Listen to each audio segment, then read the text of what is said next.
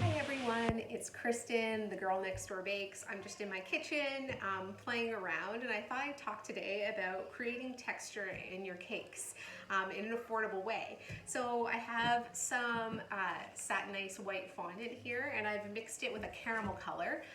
So this is just kind of an off-white color. Today I'm making a sculpted cake, which is my favorite thing to do. So I'm just going to show you some things that I use around the house, to create texture and make things look a little bit more realistic. So I'm just going to roll out my fondant here.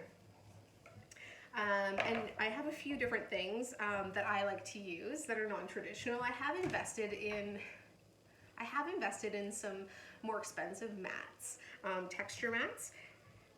And the one thing that you want to make sure is if you're going to invest and spend the money, then you want to use it as much as possible. So, using this tree bark mold, so you can see here, it can make a really interesting cake board. If you color it gold, it creates a really cool look. So not necessarily tree bark, but you can repurpose it.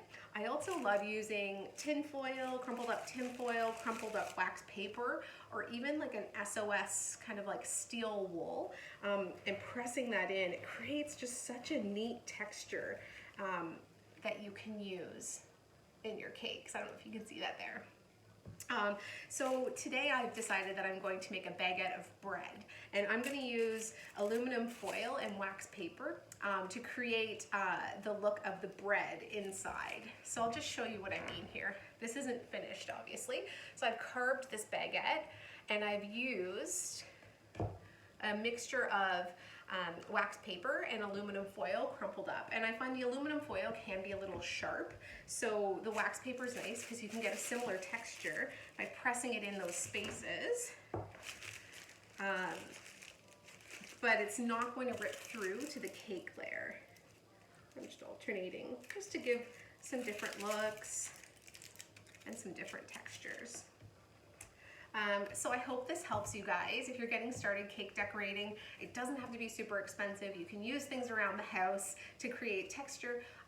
The best thing about creating texture when you're making cakes, especially if you're just starting off, is that this texture is what's going to hide some of those flaws and make them beautiful. So a good tip there, especially in a sculpted cake, you don't want things to look too smooth, too perfect, because life's not like that. It's not perfect and smooth. So this baguette's gonna be great, especially the more, texture I add using this wax paper or aluminum foil.